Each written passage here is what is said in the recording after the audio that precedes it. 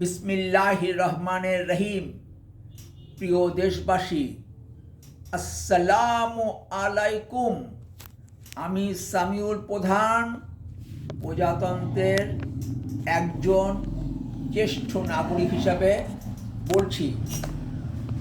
কংগ্রেসের নেতাদের বিরোধিতার কারণে 1923 সালের 16 ডিসেম্বর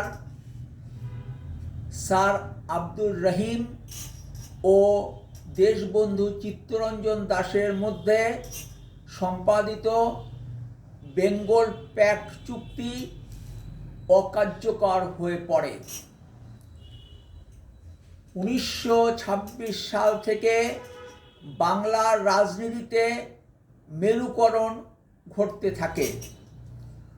1935 সালের ভারত শাসন আইনের অধীনে 1937 সালে বাংলায় প্রথম নির্বাচন অনুষ্ঠিত হয়। 1937 সাল থেকে 1947 সালের 14-15 আগস্ট পর্যন্ত অবিভক্ত বাংলার যারা প্রধানমন্ত্রী হয়েছিলেন তারা সবাই মুসলমান ছিলেন। 1946 সালের 16 অক্টোবর কলকাতায় ডাইরেক্ট অ্যাকশন ডে পালিত হয়। ওই দিন কলকাতার গড়ের মাঠে মুসলিম লীগের জনসভা ডাকা হয়। ওই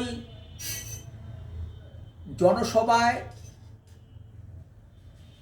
অবিভক্ত বাংলার প্রধানমন্ত্রী হোসেন শহীদ সোহরাওয়ার্দী, সাবেক প্রধানমন্ত্রী খাজা নাজিমুদ্দিন,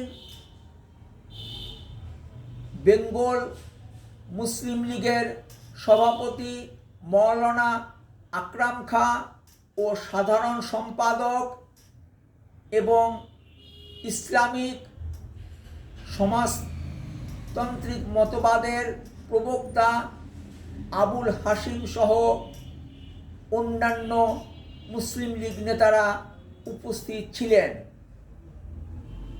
জনসভার স্থায়িত্বকাল ছিল মাত্র 30 মিনিট। সভা মঞ্চ থেকে উপস্থিত শ্রোতামণ্ডলীকে বাড়িতে ফিরে যেতে বলা হয়। 1946 সালের 16, 17, 18 ও 19 অক্টোবর কলকাতায় সাম্প্রদায়িক দাঙ্গায় 50,000 মানুষ নিহত হয়।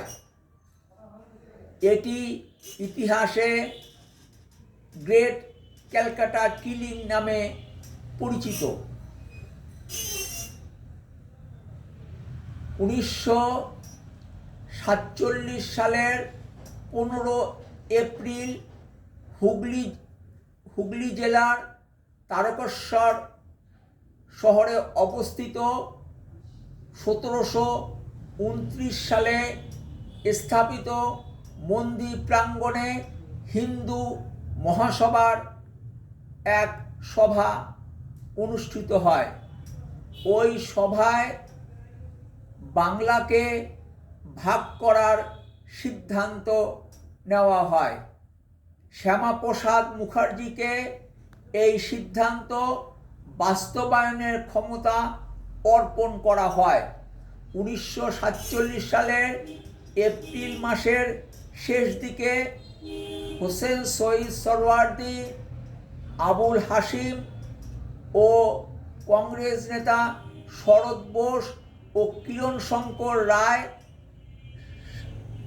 স্বাধীন সার্বভৌম অবিভক্ত বাংলা আন্দোলন শুরু করেন। হোসেন শহীদ সোহরাওয়ার্দী ও আবুল হাশিম স্বাধীন সার্বভৌম অবিভক্ত বাংলার প্রস্তাব নিয়ে মোহাম্মদ আলী জিন্নার সঙ্গে সাক্ষাৎ করলে জিন্না মাথা নাড়িয়ে সায় দেয়। কংগ্রেস নেতা শরৎ বোস ও কিরণ শঙ্কর রায় স্বাধীন সার্বভৌম অবিভক্ত বাংলার প্রস্তাব নিয়ে কংগ্রেস হাইকমান্ডের সঙ্গে দেখা করলে সর্দার বল্লভভাই প্যাটেল তাদেরকে ধমক দিয়ে বলেন, তোমরা ইস্পাহানির কাছ থেকে ঘুষ নিয়ে এসব করছো। শ্যামাপ্রসাদ মুখার্জি 1947 সালের 2 মে ভাইসরয় লর্ড মাউন্টব্যাটেনকে এক চিঠি লেখেন। এই চিঠিতে তিনি লেখেন, ভারতকে এক রাখা হলেও বাংলাকে যেন ভাগ করা হয়। একই সময় তিনি সর্দার বল্লভভাই প্যাটেলকেও চিঠি লিখে ভারতকে এক রাখা হলেও বাংলাকে যেন ভাগ করা হয় এই আহ্বান জানান। 1947 সালের 20 জুন বঙ্গীয় ব্যবস্থাপক পরিষদ বেঙ্গল লেজিসলেটিভ অ্যাসেম্বলির অধিবেশন কক্ষে সদস্যদের ভোটাভুটিতে বাংলা ভাগের সিদ্ধান্ত গৃহীত হয়। 1947 সালে শ্যামাপ্রসাদ মুখার্জি পশ্চিমবঙ্গ গঠন করে বাংলাকে ভাগ করে। ধর্ম ও অর্থনৈতিক ইস্যুতে 1947 সালে ভারত 2 ভাগ হয়। ইউরোপের মতো জাতীয়তাবাদের ভিত্তিতে ভারত ভাগ হলে এটি 17 ভাগ হতো। ভালো থাকবেন।